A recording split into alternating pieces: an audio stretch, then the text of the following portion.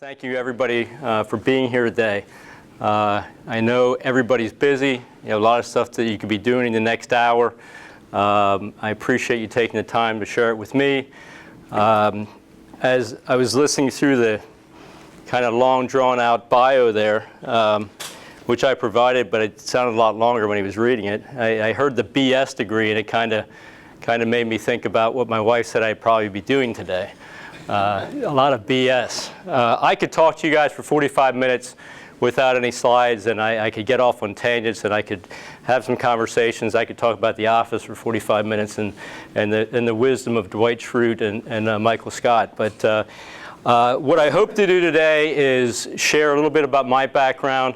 I don't want to bore you with a lot of the details unless I think something may be relevant to help you either fast track a little bit, get ahead, or decide, hey, this is or isn't something I want to really pursue. By a show of hands, who are business majors or business-related majors right now? Okay. I had asked Dr. Williams and Stephanie a little bit about who was coming and what the makeup would be, and I guess one of my first questions for you before I even get into tell you about myself and my company is, and you can answer this question or you just think about it, why are you really here today? What do you hope to get out of today? What do you hope to learn today?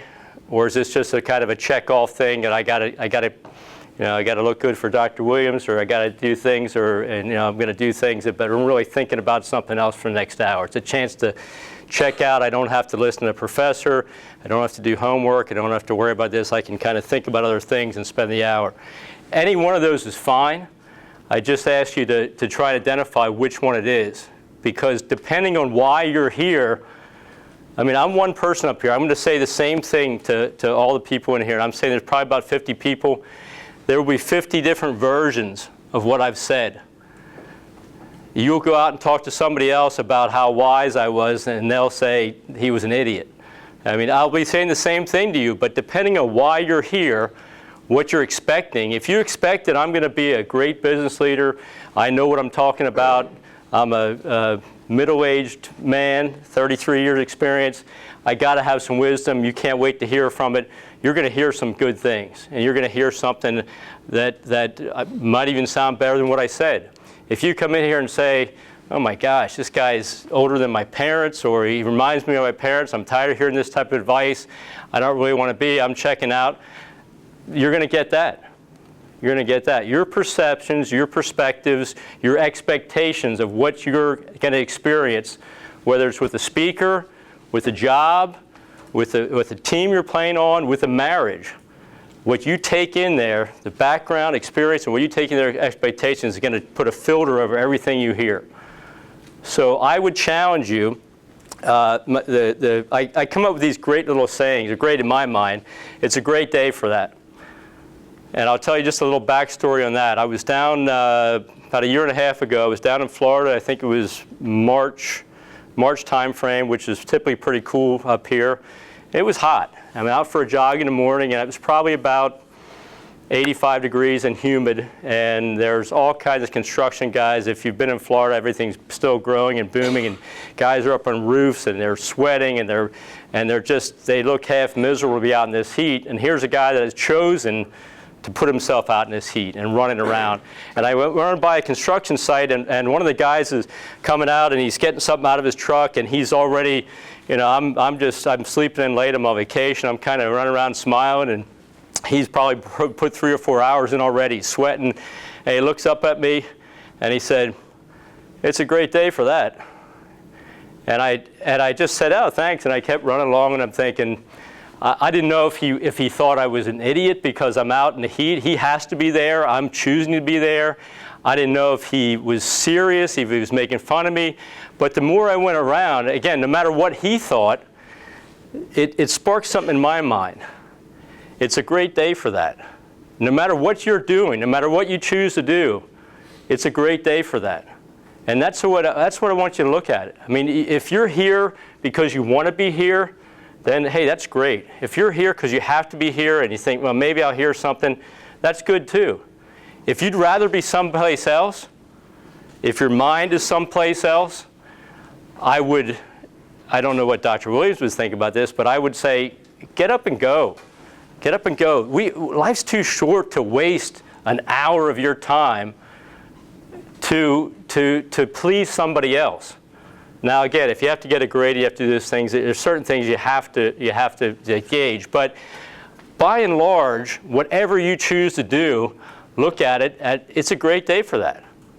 And it might not be always fun, but it might be something you learn that you want to keep doing. It might be something you learn that you never want to do again. And you guys are going to have a million choices to make. You have choices every day. You make choices you don't even think about. So think about when you do engage, when you are present. I'm looking around. I'm amazed. I haven't seen a cell phone out yet. Now, I know you guys are pretty talented. I used to text my kids. I have a kid that's a son that's a senior at Florida State now, and sometimes I'll text him something that I think he'll answer me later because I'm pretty sure he's in class, and I get a response back to him in like almost instant. And I sent back, oh, is class canceled? No, I'm in class.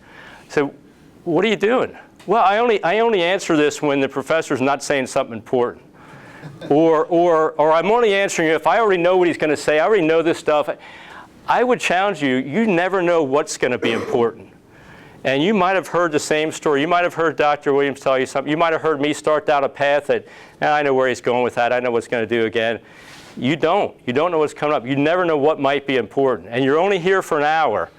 So again, engage with this. Even if you disagree with everything I say, again, that may have reinforced in your mind that you were right about something, and you may have built up some information or some ammo to use against or for you in a different situation.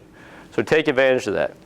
All right, I've got 36 slides, so I've got 45 minutes to talk, a little bit more than a minute. We're already 9 minutes into it. I'm not off the title page yet. It's one of the reasons I have the slideshow, because I do.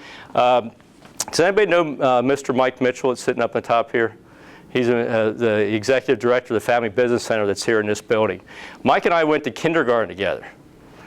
And one of my comments I'm going to mention later is about relationships and things that you develop. I mean, I won't get on the stories about Mike and I. That could be another 45 minutes. But it's the relationship that you build. Some of the people that you'll see in this room, some of the people that you'll be involved with at school, it's a pretty cool thing. And you may not see them for years. You may bump into them later on.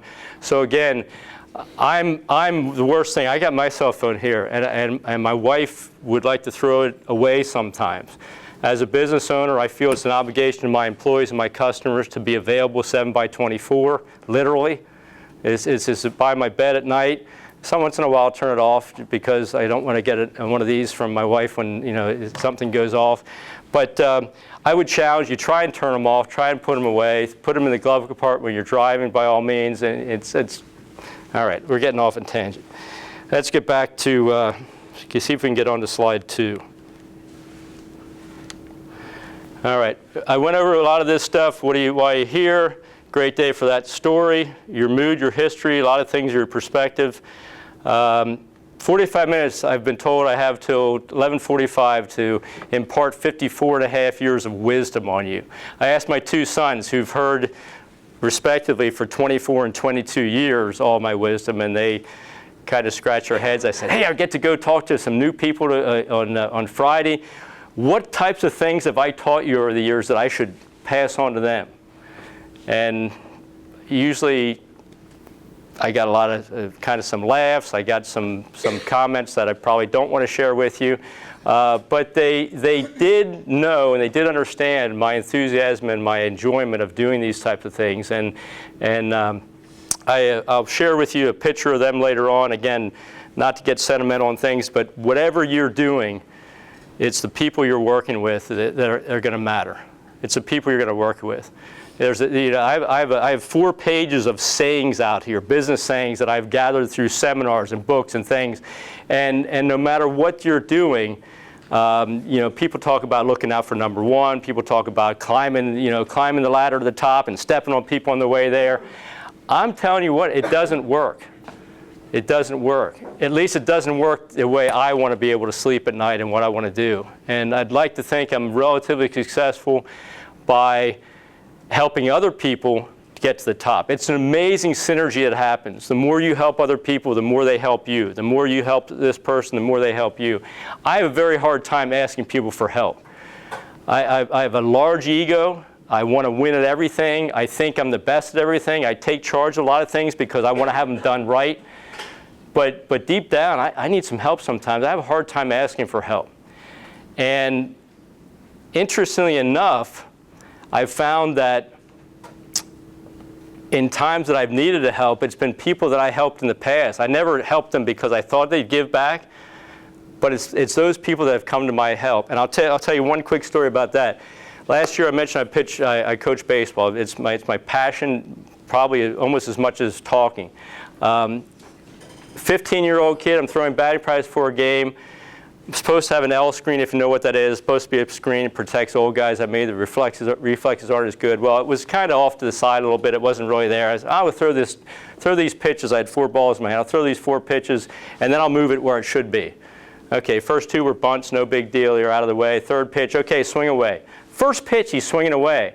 A line drive back at me that I never really even saw struck me in the jaw here, and I'm spitting blood, and I think I'm spitting teeth, and I'm kind of dazed, and I'm too macho to really go down, and I'm going to keep going. And I broke my jaw. I literally broke my jaw, and I'm not telling you that for sympathy or anything. I want to make a point. I went home that night. I was wired shut for 8 weeks, lost 18 pounds, lived off milkshakes, and still kept losing weight. It was an interesting time. But my point is, the next morning, these 14, 15, 16-year-old kids that I'm coaching, the next morning, a Sunday morning, I went to church. I needed a little bit of sanity in my mind, a little bit of things. I'm sitting on the couch feeling sorry for myself, and a doorbell rings. I get a little choked up on this because it's just so cool. My wife says, some of your players are out front. I said, what? You know, these are 15-year-old kids. I'm expecting they got better things to do. Maybe their parents got them to go to church. Maybe they didn't, or nothing. They're sleeping in. They're there. 5 kids come to the door. Coach Summers, how you doing? It's okay. They've got slushies. They've got straws. They've got all kinds of joke stuff. They get me a little Etch-a-Sketch. You know, you're not going to be able to yell at us for a while, so you can write message on the Etch-a-Sketch for you. All this is pretty cool, and I was pretty humorous. I'm saying, okay, hey, thanks for coming over. And they said, there was a mom with him, but it wasn't the mom that said. So when the 15-year-old kid stepped forward, he said, Coach, you mind if we say a prayer for you? I said, wow, 15-year-old kid. Yeah, okay. And it wasn't one of these, dear God, please help Coach Summers. Amen. I mean, these guys, the 5 kids, got around me, formed a human circle, said a prayer for me, and my whole perspective changed. I stopped feeling sorry for myself. I started feeling grateful and thankful, and I started saying, wow. And this isn't anything I asked for. And I don't say this to pat myself in the back, but had I not been coaching them and lifting them up and doing them and helping them out, they probably would have been glad I had a broken jaw, because I do tend to yell sometimes. And it's just a thing. Help other people, and it's going to help you in the long run, no matter what it is. Business, work, family, anything. All right, 15 minutes of questions and answers at the end. I do want to challenge you. If something spurs in your mind, you have a question, something didn't make sense, and you don't want to wait till the end, let me know. I've had some problems already where, man, I want to ask this question, I want to ask this question, I want to ask this question, and I start missing everything that's being said. So I'm so intent on asking this question. Sometimes it gets answered. By the time I ask this question, I just answered that 5 minutes ago. So if you have something you want to ask, again, I have no problem. Reach up, throw something, put your hands up, and we'll get that resolved.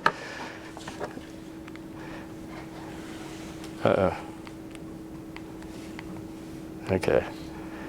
I'd like to give you something to think about. I'd like to create a sense of urgency a little bit, and it's one of the things that I kind of keep in mind. There are so many things you're going to hear, and there's so many things. I'll do that tomorrow, and I'll do that next week. And you have to prioritize. You can't do everything today, but if there's something you want to get a hold of, I'd like to create a little sense of urgency, things you want to look further into, things you want to do. I've been managing and leading people for most of my 33 years in work, 50 years in life in general. I hope my stories can help you determine if you want to be in this business, if you want to be in the business world, if you want to be, and there's all kinds of areas in the business world. Business world needs people working at all different levels, but I want to make you think, do I want to be that guy or that gal that's that manager, that's that leader, that's the person taking in charge? Because to me, it's the greatest thing in the world. To somebody else, hey, that's all for you. I'm telling you, there's not a lot of people out there that want to do it. There might people say they want to do it, but when they get in the thing, they find some of the pros and cons they talk to you about. It's not what we want to do. So if I can help you determine that's not what I want to do now, and you can refocus on something else, that's a win also. A little bit about Summers Trucking. Founded in 1946 by my grandparents. We're a 70-year-old company. Which in today's day and age, to me, is fascinating. I've only been there 11 or 12 years. I kind of lose track. I did other things. I worked there in high school and college. I did other stuff for 20 years. But it's kind of neat to talk about a staying power of a company that's been around for 70 years. I'm part of the third generation of ownership. My sister and cousin and I bought it in 2008. Did you ever notice when you see something for the first time, a car or something you've never seen before, and all of a sudden you see that car everywhere? I don't know if anybody's ever seen, this is kind of, I want to bring a picture, I forgot, but it's a little thumb drive. Our trucks are green trucks with yellow lettering on. There's probably not a lot driving through campus here, but if you're in the city areas, we haul parking garages, bridges, buildings. We haul for NASA. My favorite customer in the world is haul for NASA. We haul space shuttle materials in containers. Our one driver, they will actually have him go down to Goddard Space Center in Maryland, back in a huge 15.5-foot wide, 18-foot tall container into an airplane. And they'll fly him and his tractor and trailer to Houston or to California, and then he'll move it around there for him. So we do big stuff. If you've never seen us before, I would say once you see this green truck, we haul precast panels that are kind of on an angle a lot of times. It's kind of our trademark thing. We haul big stuff. And usually after I talk to people or they see a shirt or they see something, they say, oh yeah, I see your trucks everywhere. I talked to a few people today. Something we're proud of. 57 I missed a line. 2008, we bought the company. We had the best year in our company's history. I told my dad it's because we bought the company. I'm here. I was only there three years at the time. Best year in the company's history. A lot of it was, I think, we had prepared well, but it was also, you guys were pretty young in 2008, but it was a booming year for residential and commercial. It was, if you look back in history, it's almost history in some ways now. People were buying houses that had no business of buying houses. People were lending money that shouldn't have been lending money to people. Everybody was buying, everybody was purchasing, it was booming. You could hardly not make money in 2008. We had, and I deleted a line, I forgot, we had 99 tractors. 99 drivers at the end of 2008. My father's goal was always, I want to get 100, I want to get 100, I want to get 100. We had 99, we're there. We had built a parking garage, we built a big new maintenance building, built a new, an office, we're going. 2009, the commercial construction industry crashed. And we went from 99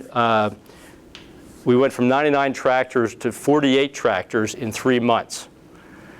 Our income was cut in half. A lot of people went out of business. In the end, we had the staying power to stay, and we ended up building back up. And we're back up now. We have 75 tractors. We use a lot of outside people to try and balance the peaks and valleys. But what I'm saying is, as an owner, or as a leader in a business, it's great to be that person in 2008 when everything's going good. And I said, I'm literally patting myself in the back and telling people how great we are. You got to also be able to step up in the 2009s of your life, and the things aren't going bad. That's when people separate themselves, and people start looking to you for answers.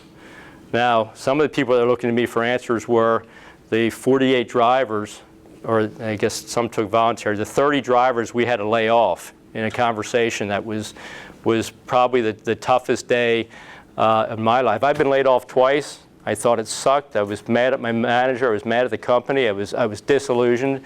And I will tell you, you probably won't believe this until you're in that situation. To lay somebody else off is harder than getting laid off yourself. It's something you got to be prepared. You got to be able to hold people accountable if you're going to be a manager and a leader. You got to be able to tell them the bad news, and sometimes you got to be able to tell them they don't have a job anymore. In that case, it wasn't even their fault. They did nothing wrong. You know, they were a person that was in the wrong place at the wrong time, and again, as a lot of the people that were, I don't want to say just workers, but didn't have to make that call. They would come up to me and my father afterwards, and again, it was a good support structure, but echoed to me what some of you will find out, that they would never want to make that move. I don't want to make the move. I don't want to do the bad things. I don't want to do those things, but it's something that comes along with the good. You got to take advantage of the good and the bad. 100 employees, 200 plus customers. Currently, annual sales of 25 million. In the grand scheme of things, the Apples and the Facebooks and the companies of the world, it's not a big deal. It's pretty cool for us. We're gonna hit record sales this year. 2008, I said, was our best. 2009 was our worst. We've been inching back up. This is going to be our best year yet. And then we got to see what's happening next. Status quo is really not good for business and industry, maybe for retirement. I don't know if maybe that's good to have it, but for most part of your life, it's you got to keep moving. Our company focuses on our customers, employees, our suppliers, our community, transportation industry in general, the greater good. My father instilled into us, it's not just about us. It's not just about our company doing good at the expense of something else. It's not good about me doing the good at the expense of my employee. It's not good about, hey, we're going to make money, my customer, he's going to lose money. Or we're going to make money, the guy supplying me, I'm going to beat him up for price every day. Or as long as we're doing good, the heck with the rest of the transportation industry, because if they fall out by the side, that's good. It's more for us. It doesn't work that way. It doesn't work that way. More than ever, you are going to be in jobs, and even in the school here, where you're going to be relying on somebody else's knowledge, somebody else's goods and services, somebody else's support to make your company better. The world is moving too fast, and it's too complex for many companies to do everything by themselves. I'm really glad I was away from our company for 20 years, because I have a fight with this on a weekly, if not daily basis, with my father and my sister and my cousin, who their whole life has been at our company, and we've been very successful. And they're saying they'd like to partner with people with this, but they don't want to, share too much. It's something you got to be able to do. You got to be able to get out. You got to be able to do things. We're part of the American Trucking Association, part of Lancaster Motor Truck Association, Pennsylvania. We're part of the Chamber of Commerce's. We want to get out there. We want to know people. I want to do things like this. I'm looking around this room now. Chances are, if you had to do a percentage things, my son at Florida State's an actuarial science major. I love numbers, but he's obsessed with numbers. And he would probably be able to tell me real quickly, what are my odds of coming across anybody in this room again? Other than Mr. Mitchell, who I have a personal relationship, Dr. Sylvester, who I've started to talk to more. But as far as the rest of the people that meet me for the first time, your odds of meeting me again are probably very small. Probably very small. However, your chances of meeting someone that knows me, that knows Summers Trucking, that knows junior out of college where I went, again, think about the things that are doing there. Now, if I'm a guy that sat in my dorm room every day, and I don't know if I'm talking to you here, usually business majors aren't like this, but I had some people that I went to school with, sat in my dorm room every day. I'm going to have a 4.0. That's all I'm caring about. My own grades, I'm going to get a 4.0. I'm going to study all day and all night, and I'm not going to be involved with everybody else. I'm going to do it all on my own. If I'm that guy, you're not going to hear about that guy. You're not going to. He might be a millionaire somewhere. He might be off himself. Maybe he did something really good. But But you're going to hear, and again, not pat myself in the back, but if you talk to people, I grew up in Ephrata, our company's in Ephrata High School. If you talk to someone that's in Ephrata High School football program to this day, we're part of a gridiron club, we support the program. If you talk to somebody that's an alumni forever, Mike and I run a golf tournament. We just had a 17th annual alumni golf tournament for Ephrata. You talk to somebody at Juniata, I'm involved with the Juniata coach up there trying to rebuild that program. You talk to somebody in the trucking industry, you talk to somebody at Lancaster Chamber. Summers Trucking, John Summers, oh yeah. And I'd like to think our reputation is good enough, it might open up a door for you somewhere. It might. So again, grab one of those relationships, think about what to think, and do it with people that you like and respect. If you think I'm an idiot, you think I don't want to be associated with him, then don't throw my name out just for the sake of throwing it out, because chances are that's not going to be a good reference point. I'd like to think it would be. Find the win-win-win. Everybody's heard of the win-win. It doesn't stop there. I mean, again, it's suppliers, it's customers, it's you, it's your employees, it's everybody. Your best chance of success is if all the people around you are doing well too. All right? You can win for a while by yourself. It's going to usually come back and get you. Company's priorities: safety. We haul big stuff, like I said. Whether you're, and again, my wife, who I have to remind her sometimes, our industry is allowing us to live the way we do, put food on the table. It still spites her when she gets behind a truck and he's slowing her down. Not one of my trucks, or she has a truck in her back view mirror. It's trying to slow you down. There are things that are very dangerous out there, and there's trucks that. And cars and motorcycles, there's anybody, but the trucks are the big guys. They're the guys you're going to see. We have to put safety as be our #1 priority. Integrity, I can't say enough about. I can't say enough about. I was driving here this morning. I was talking to a customer out in Roaring Spring. They're a precast manufacturer.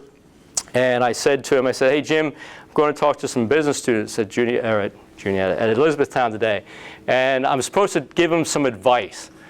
Some things that have worked for me, some things that are done. I said, from your perspective, I mean, you know me, you know our business. You know, what do you think I should tell them? I kind of expected him to just say, it's good luck with that, whatever. He said, tell them about the importance of integrity. Tell them about the importance of telling the truth. And he said, and it's ironic, although it's kind of one of those things that just comes together. I have about 5 pages of slides here. And by the way, if you want these slides for any reason, Stephanie has them here on her public folder. She said you can ask her. I have business cards if you ever want to call me. You want something. If you want them, I have about 5 pages of just bullet points of sayings, of things that I've come across. We're obviously not going to go through all of them, but one of the sayings is, if you always tell the truth, you don't have to remember anything.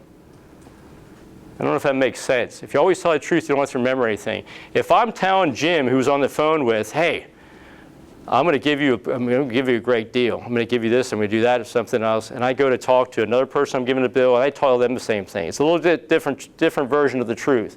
And then I go back to the office and say, yeah, I couldn't really give this deal to this guy, and I spin the thing a little bit. I turn it a little bit. Now I got to remember, who did I tell what? What price did I give to this person? What did I tell them I'd do for them? What did I tell them? Where did I tell them I'd be? I mean, I forget some things sometimes, but I don't forget because I'm untruthful. If you always tell the truth, that's what he said to me. If you always tell the truth, it makes life easy. And I guess I would submit to you, there's going to be so many things outside of your control. There's going to be so many things that you have to battle with, you have to lift yourself up with, you have to get back to. Don't complicate it by things you can control. Don't complicate it by stretching the truth, by fabricating things, by doing things. Tell the truth, be honest. People are gonna listen to you, even if you have bad news to tell them. They're gonna know it's the truth, or know you're not trying to put it off on somebody else. Relationships we've talked about. Company strengths, customer service and integrity, dependability, blah blah blah, all the good buzzwords. Highly networked. Experienced, skilled drivers. This is something you'll see anybody's company's going to tell you. Company challenges, decreasing high overhead, holding employees accountable. One of the things my father and I have struggled with is if an employee doesn't do something that he thinks should be done, the way he thinks it should be done, his response will be he'll go out and do it for him. My father's 74 years old. He has a pacemaker. He was in the hospital with pneumonia 2 weeks ago. He was just diagnosed that his heart is beating or operating at 16% capacity. He has to make a choice on whether he's going to get some kind of pump put in his heart. But he'll be out there. If a guy didn't secure or chain or load down right, he'll climb up in the trailer and he'll start throwing chains around. They're about 150 pounds for the length of the train. He'll start doing this thing for them, and he'll think he's helping that person out. Hey, they already left for the day. I don't want to make them come back in. I want to make them come back in early. He'll think he's helping them out. And people love my father, and he will do anything for anybody. And he's helped me out that way a lot of times. So I'm not saying he's a bad guy, but what I'm saying is he hasn't held that person accountable. He hasn't given them a chance to learn what they did wrong. And they're just going to keep doing that wrong. They're going to keep doing it wrong. And he's not going to be around to catch them every time. It amazes me. People still say, how does your father know everything that goes on in this company? We operate from Sunday night at 10 o'clock till Friday night at 10 o'clock, round the clock. And he knows everything that goes on in that company. He comes in the morning for a few hours. He tells everybody he's retired. Comes in the morning a few hours, comes in the afternoon. He'll come back at night to talk to the night mechanics. He'll come in on Saturdays when we're not open because he wants to know what's happening on Monday before the trucks go out. All those things are good. I do a lot of crazy things too with my time. But what I won't do, I'll help somebody out, but I will make sure they know that they did something wrong or that they missed something. And I don't feel bad about calling them up at home or telling them they have to come in the next morning. I'll be there with them. I'm not going to say you got to go, but you got to hold people accountable. And our culture has not been. Our culture is, hey, the owners are just going to work harder and get things done, or the key managers. It's not just the owners. Family harmony trumps sound business. How many people here have relatives or are part of or involved in a family business? Anybody? Okay. Keep your hands up for a minute. Keep your hands up if you plan on going into that family business after school. Okay. It's great. I would tell you two things. One, I'm glad I didn't go directly into the family business. I'm glad I had some things, and I'll be the first person to hold my kids accountable for this. My father and my cousin believe that if you want to come to the family business right away, that's great. If you have no qualifications but your last name's Summers, you've got a job. If you go to college and fail out, you can come here and work. If you go to college for a degree in medicine, and you don't really want to pursue that, you'd rather just come in and have a job because you don't have a job, you got a job. I don't think it's good for you. I don't think it's good for the company. I would challenge you, try and get out for, I'm saying 2 years to my kids. They don't want to come anyhow, so it's an easy argument. I can look like, yeah, I'm sticking to my guns. See, they did something else. They don't want to be here for 2 years anyhow. But even if you're going in, try and get out and do something with somebody else for a couple years. I don't know, your parents won't always agree with that. They're going to say, I don't want to lose them to somebody else. I had an old boss one time that we were talking about. It's a little bit different, but in the same way. We were talking about giving people training, and how expensive it was. And one of the managers went up to him and he said, we're training all these people. What if they leave our company and go somewhere else? He said, what if we don't train them and they stay? What if we don't train? What if they just are here because it's an easy place to be and they can't go anywhere else and we just are stuck with them? I'd say the same thing with you. Your families might be afraid if you go to someplace else and you love it and you don't come back to the business that the company, boy, they lost you. I think it's the other way around. You're going to go someplace else. You're going to come back and you're going to appreciate what the company is more. You're going to have something to offer differently. Right now, I don't want to say I don't want to get along with the family, but 2 years ago, and I had a long conversation with Mitch about this, I walked out on my father 2 days before Thanksgiving. And I said, I quit. I've had enough. And I get home, my wife says, what are we going to do on Thursday?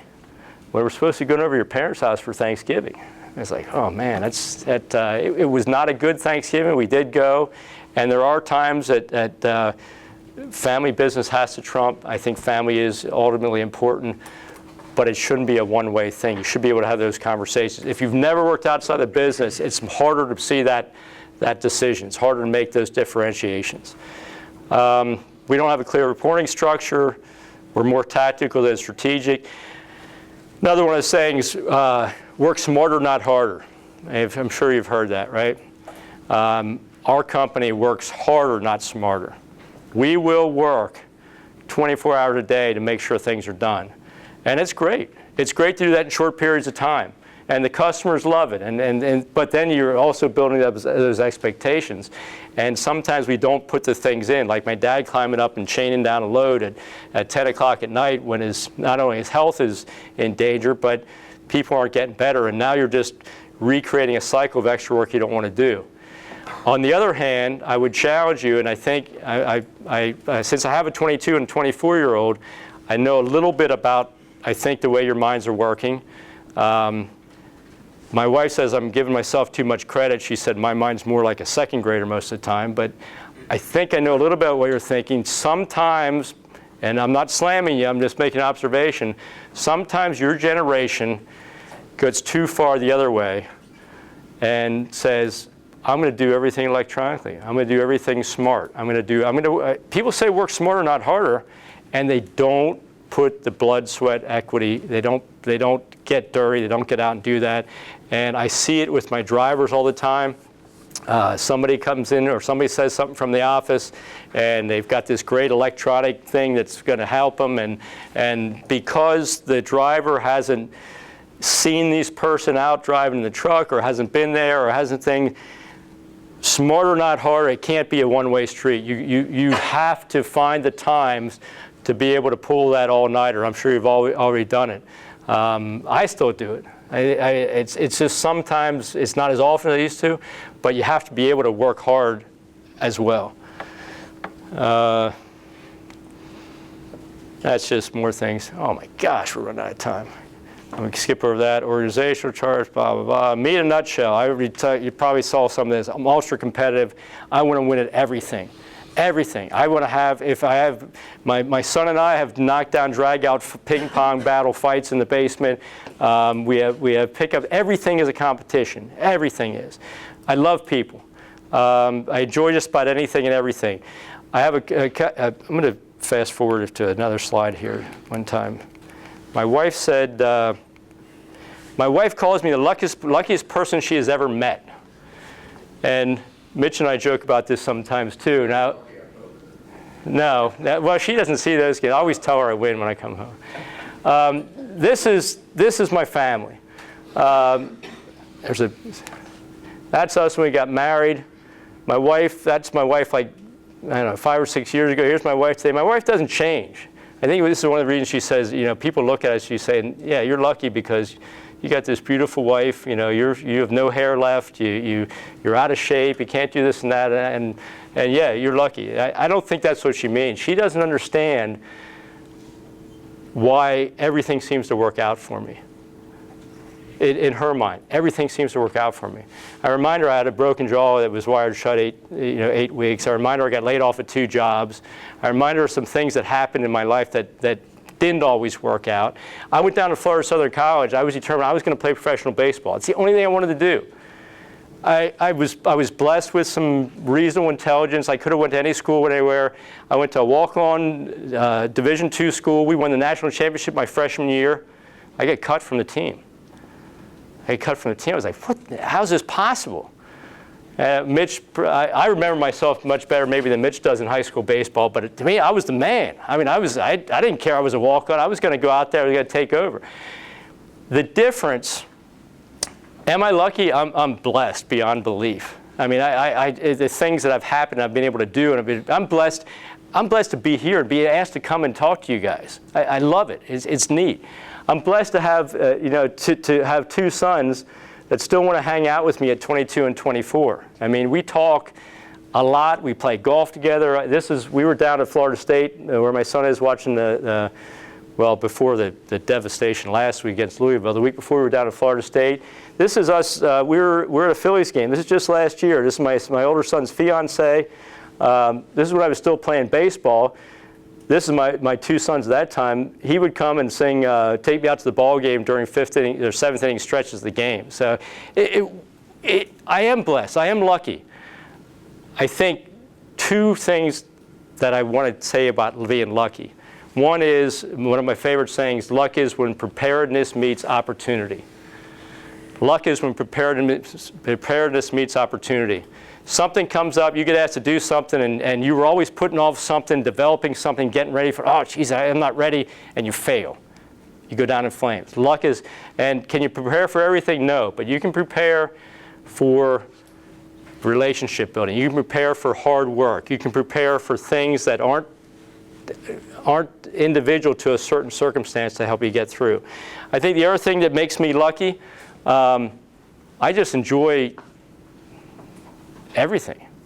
I just enjoy things. And so if something happens that turns out different than I expected, then that's just another opportunity to do something different. And my wife says everything always works out, because when something doesn't work out, I just enjoy doing the thing that, plan B comes into place. Plan C comes into place. There are too many things to do in this world. You're going to be able to do them all. So if something doesn't work out, move on. I'm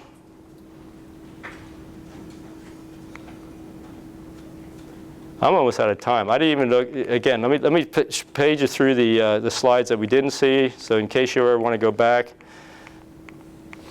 I didn't talk about management. Typical workday, you're going to be consumed with interruptions. Anybody ever see some statistics? I've heard statistics that if you're interrupted and you're in the middle of the flow of work and you're interrupted, it will take 10 to 15 minutes to get back into that same flow. That boggles my mind. But if you're ever there and you're consumed with interruptions, this thing, every text, every email, every phone call, every Snapchat, everything that's going on is an interruption. And I'll get this, I'll just get back to my job, I'll get back. It's tough, I'm consumed with it. But your workday as a manager, I'm in my office trying to get stuff done. I was in yesterday trying to get the last things in this presentation. My salesman comes in, hey, I want to tell you, I want to give you an update on that.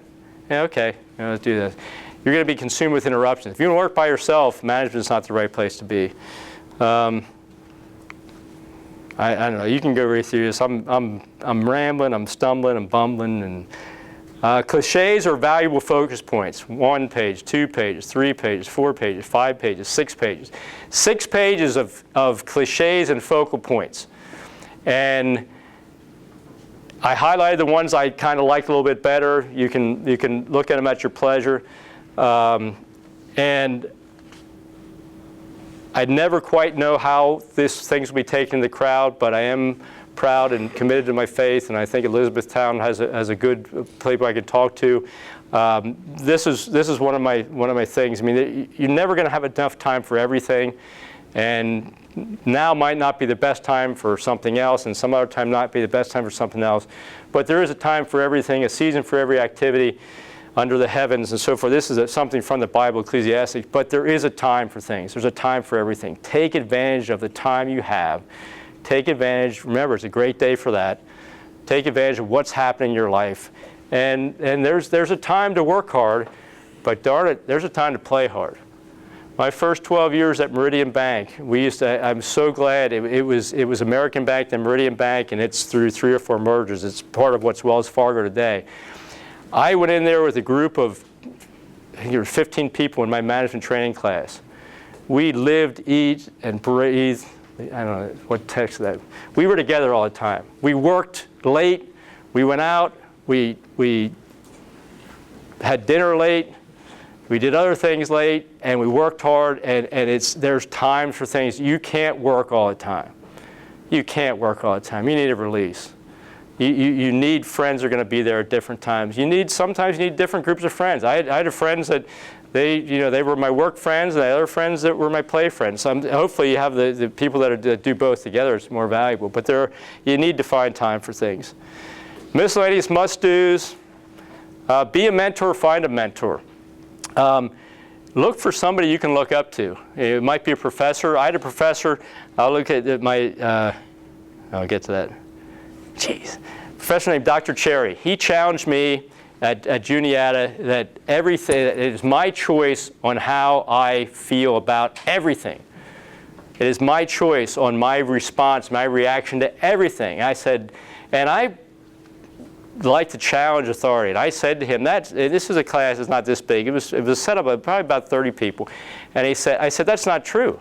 I said, if someone does something ugly to you, someone hurts you, someone's mean to you, someone takes something away that you want, that's not your control. He said, you still have a choice in how you're going to react to that. I said, that's not true. You can't control anything. You can't. And I'm getting wound up and I'm getting mad. He comes over to me. I'm a junior at Juniata. It was my first year at Juniata. I transferred in. He comes over, he gets in my face, and he slapped me in the face.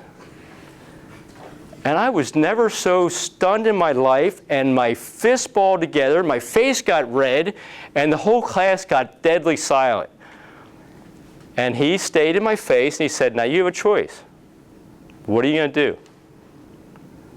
And now the kids are starting to relax, and they're saying, hit him back, hit him back. He said, you want to hit me back? Go ahead.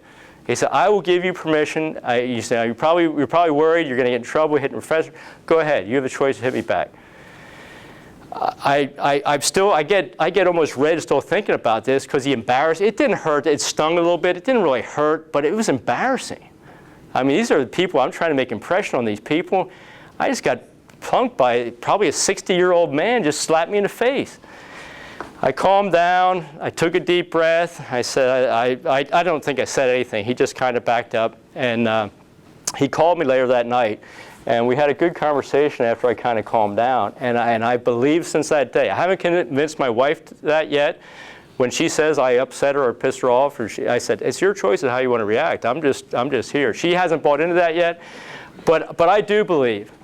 It's not to say you won't get mad. You can't control your anger or your immediate reaction, but you can control the choice of what you do next. You can control the choice of what you do next.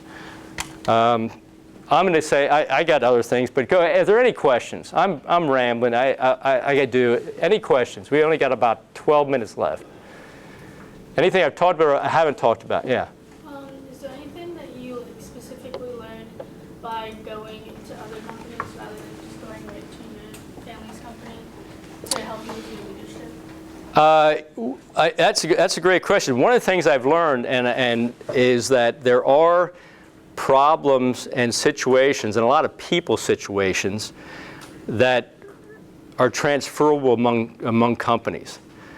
Like if I know how to solve a problem, and I know how to deal with people, and I know how to interact and ask questions or make somebody feel valuable.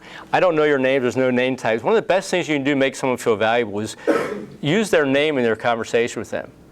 You know, what's your name? Alyssa. Alyssa? All right, so if I'd say, Alyssa, that's a great question, rather than just saying, hey, that's a great question. It might sound like something simple. People like to hear their names. People like to, it kind of validates, hey, this person knows who I am, I'm important. So it's the people skills, the interaction skills, how to solve problems, how to deal with people. I go back in almost to this day. I've been there 12 years, and I still hear from some of my partners, hey, this is the trucking industry. You don't understand. This is a truck driver. This isn't a guy that worked in the office with you at the bank. It's not a computer programmer. Truck drivers are different. That's BS. And so you have a BS in something. That's not true. Truck drivers, they might have a different perspective. They might have a different background. They might not know how to code a computer program. But they want to be respected. They want to be valued. They want to feel important.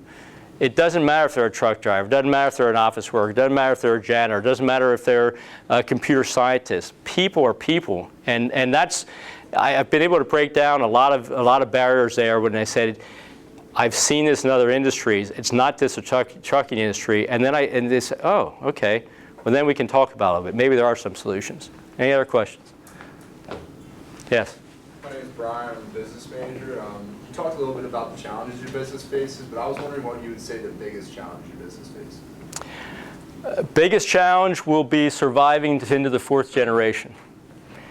There are statistics out there. Every generation gets harder and harder to do. I think it's 5% that gets to the third generation. We have one gentleman, well, my nephew, that's interested in the fourth generation to take over the company. I don't think he's ready, and I know he can't do it by himself. And my partners only want family members to own the company. So we are going to have to make a decision. I'm 54. My father's 74. He'll probably be there after I am. But my sister's 53. My cousin's 56. We've got to make a decision on what's going to happen with the company next. And when I say it's our biggest, it was a challenge, or when I say it's a challenge, it's not just about finding a way to pass it on. It's finding a way to keep it going now. Because if employees start wondering what's going to happen when John isn't there anymore, and I start losing employees because they're not sure where the company's going. I mean, when I came in, and this is a male-female thing. When I came into the company, after being away for 20 years, my sister at that time was the kind of the heir apparent to the throne, to the presidency, and she is the president now. And she knew more about the industry than anybody but my father probably. When I came in there, people breathed a sigh of relief because the son was back. It's a male-dominated industry. This is where I'm going. But they were worried. My father was getting older. They weren't sure what's going to happen. How can a woman run a trucking company? Don't worry, she can run a trucking company. But the perception was, so now people are starting to wonder. We're all in our middle 50s. I've told a number of people, including Mitch, that I plan on being out of there at the end of next year. If you've seen my pattern, I was at Meridian Bank for 12 years. I was at Armstrong for 8. I'm here for 12 years. I get bored. I want to do something new. I want to do something. I want new challenges. So that's my biggest challenge. Not only putting it in place for the equity and stuff for our family, but keeping the troops engaged and confident that we're going to be here. Truck drivers can write their own ticket. They can leave tomorrow and get a job somewhere else. Mechanics can write their own ticket and leave. We have key office people. They could get jobs anywhere. So the challenge is making my employees and my customers comfortable that we're not going to be here for a few years. We're here for the long haul. 70 years is long, but if we don't put something in place soon, it could be devastating. Yes. I'm sorry, I didn't say your name. I violated my own. You offered me a name, I didn't say it. I'm sorry. Yes. My name is Danielle. I'm a business major. So you said you plan on leaving your company within the next year. Do you have any idea of what you want to do next? Do you want to stay in business, or do you want to branch out and do something? I'm hoping today is the first day of a speaking tour that will go worldwide.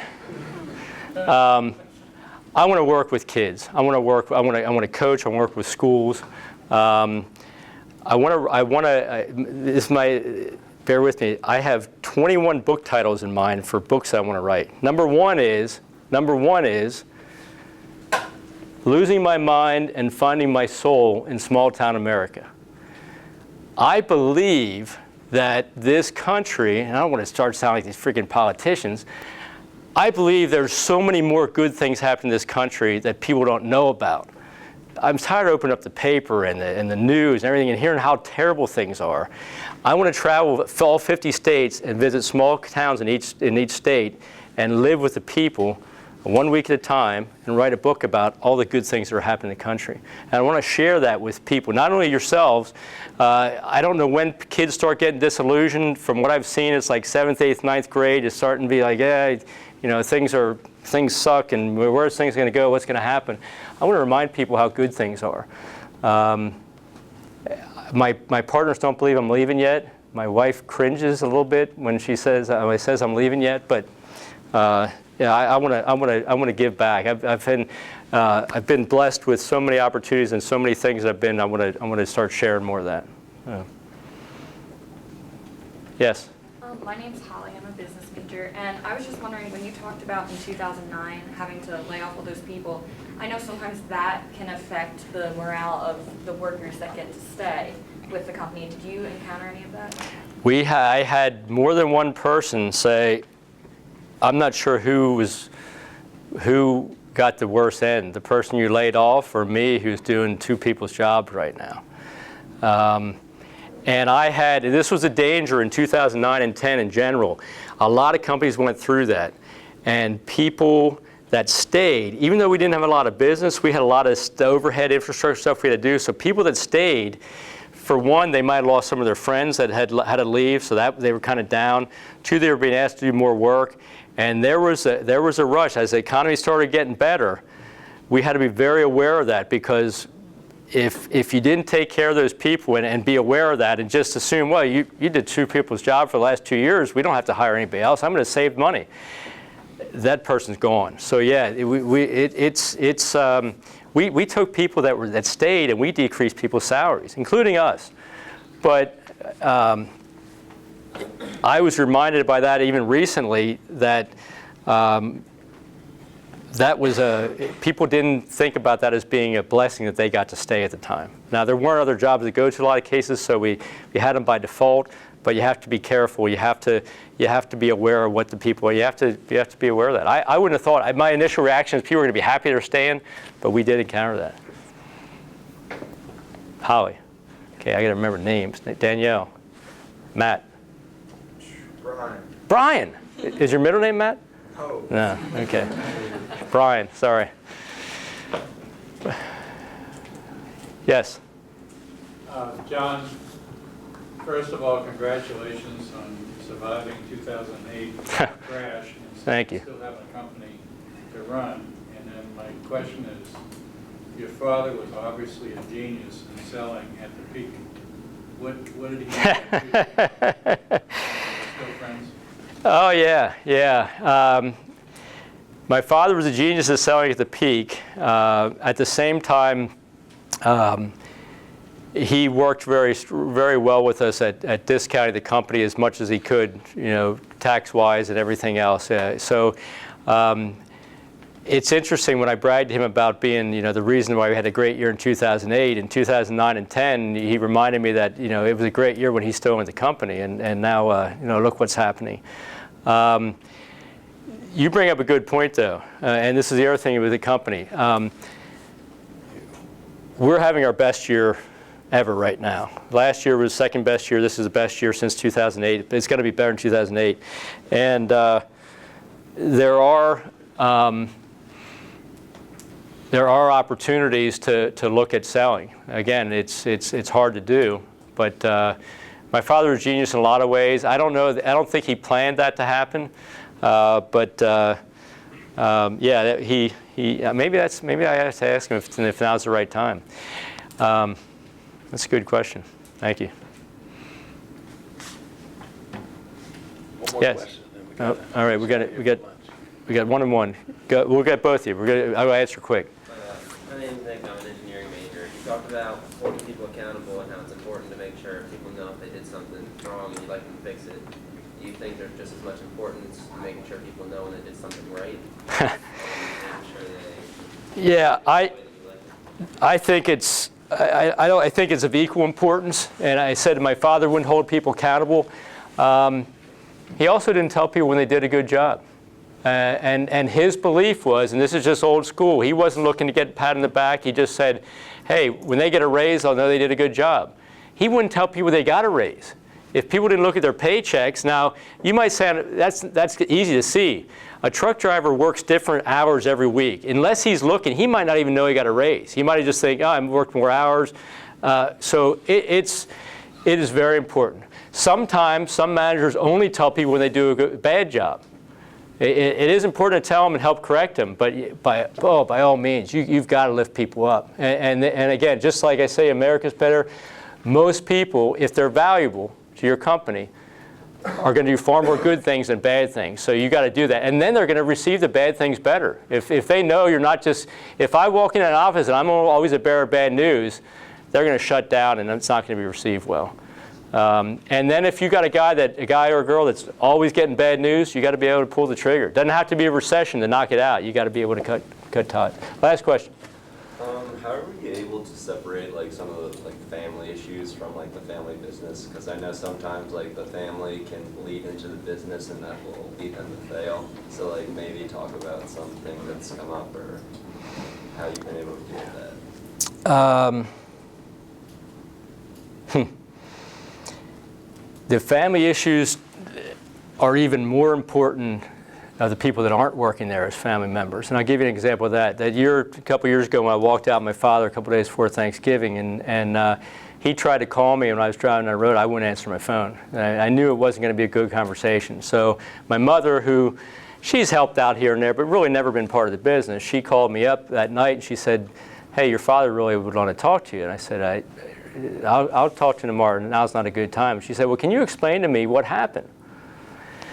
So I said,